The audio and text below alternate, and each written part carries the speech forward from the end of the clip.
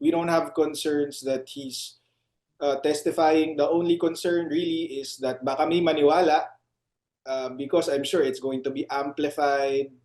Uh, Puro kalaban ni VP Sara yung nasa House Justice Committee. But kaya nga namin kayo inimbitahan ngayon para unahan na yung mangyayari sa Tuesday, which is to show you our side. Kasi um, actually, itong complaint affidavit ni VP Sara and the evidence that I just presented to you, that's all available to the House Justice Committee.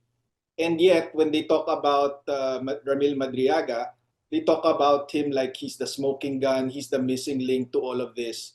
When really, we think he's the weakest link. So we're not gonna, as counsel for the perjury case, we're not gonna stop them from self-destructing their case by inviting Madriaga to testify. Handa naman si VP Sara eh. Pero handa siya sa patas na laban. So sa akin, in my opinion, and again, I'm not part of the impeachment defense team. I think sila yung takot, sila yung duwag kasi ayaw nilang lumaban ng patas kasi alam nila that in a fair fight, they can't defeat VP Sara either in the impeachment or in an election in 2028. Kaya they're having to resort to these abuses of power to gain an advantage against the Vice President.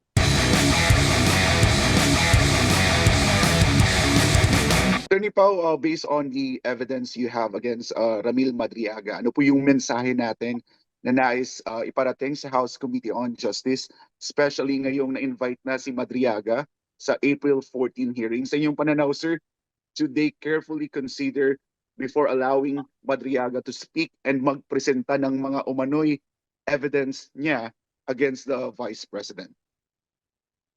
Yeah, we're not concerned na magte-testify si Madriaga sa House Justice Committee. Of course, I just have to make it clear diba, that the impeachment defense team is challenging the jurisdiction of the House Justice Committee. They've gone to the Supreme Court to ask for a TRO and to ask the Supreme Court to void these proceedings. They also believe that the House Justice Committee has no power of subpoena. So and we agree with that. Kaya lang the situation is nag-issue sila ng subpoena kahit hindi dapat pwede. Walang TRO, so sinabi na nila na itutuloy na nila sa Tuesday.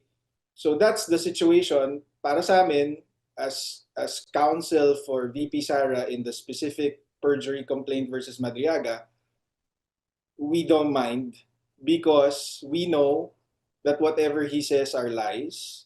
And then in the proper forum, which is looking like the Senate, we can definitively prove that he's a fraud.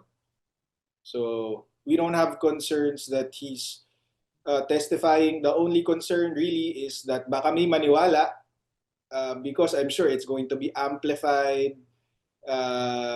Puro kalaban ni VP Sara yung nasa House Justice Committee. But kaya nga namin kayo inimbitahan ngayon para unahan na yung mangyayari sa Tuesday, which is to show you our side. Kasi actually, itong complaint affidavit ni VP Sara and the evidence that I just presented to you, that's all available to the House Justice Committee. And yet, when they talk about Ramil Madriaga, they talk about him like he's the smoking gun, he's the missing link to all of this. When really, we think he's the weakest link. So we're not gonna, as counsel for the perjury case, we're not gonna stop them from self-destructing their case by inviting Madriaga to testify.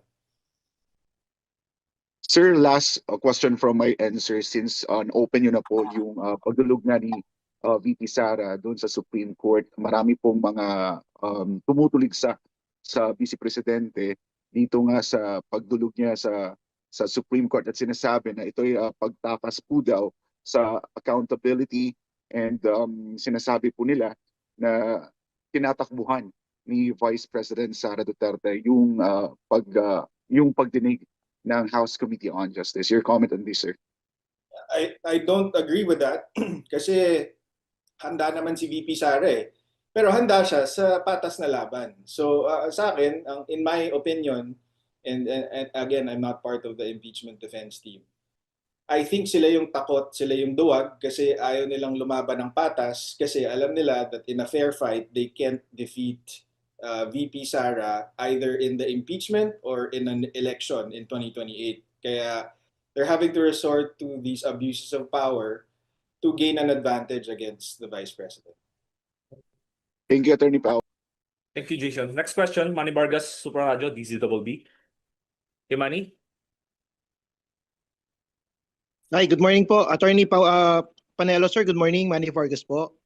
Morning. Sir, una sir, pasensya na hindi ko po nasundan yung status po nung complaint na naisampanan niya sa prosecutor's office. Ano na po yung status niya, sir? Gumalaw na po ba yung prosecutor's office? Naisampanan na po ba ito sa kaso? And secondly, gaano po kaimportante yung magiging action po ng prosecutor's office sa inyo pong isinampang reklamo para mabigyan diin ito pong mga punto na ito against Madriaga? Thank you po. So the current status is the complaint is still before the office of the city prosecutor of Taguig. It's ongoing. The preliminary investigation is ongoing.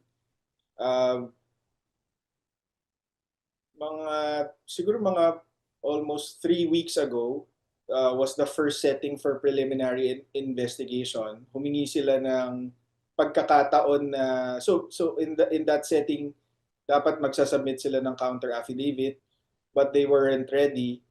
So they asked permission for an extension and they were given until April 14, coincidentally, April 14 din, sa Tuesday din sila binigyan ng deadline to file a counter affidavit. But considering that he's been subpoenaed and he's going to appear on Tuesday sa House Justice Committee, mukhang hihingi na naman sila ng panibagong extension dito sa Office of the City Prosecutor of Taguig.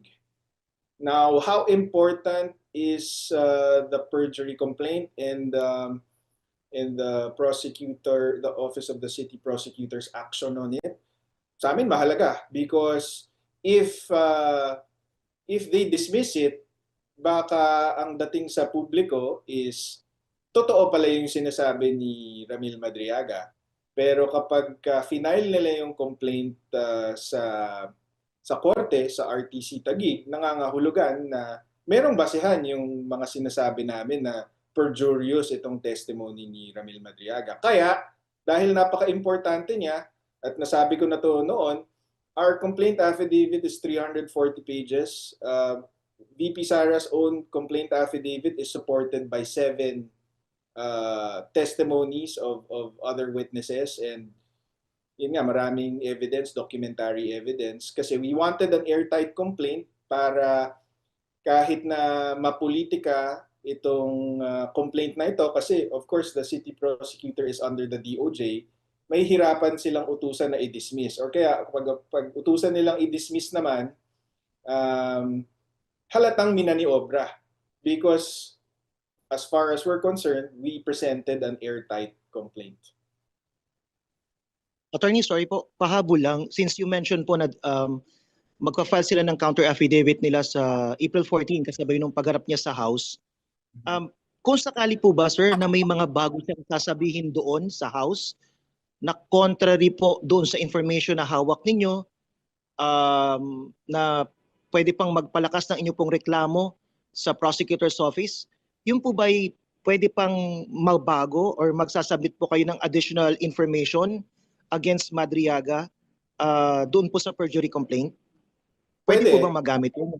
Pwede, kasi actually one of our observations in the affidavit of Ramil Madriaga is marami siyang mga allegations doon na walang petsa, walang eksaktong petsa, walang mga pangalan ng mga taong pinag-deliveran niya, di umano, mga date, mga oras, ganyan. Walang specific details kaya hindi ma-verify, or sadyang hindi ma-verify kasi masyadong broad. So kung magpro-provide siya ng additional details sa House Justice Committee, talagang gagamitin namin yun against him. Kasi kumpiyansa kami na kahit anong sabihin niya, kasinungalingan. So lalong madidiin siya pagka nag-testify siya sa House Justice Committee pag nagbigay siya ng additional details.